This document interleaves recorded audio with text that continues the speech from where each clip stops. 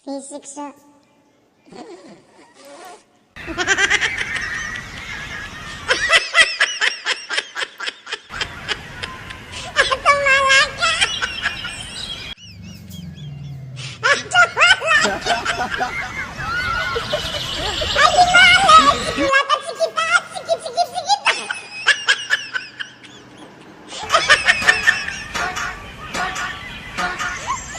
Fisik sa.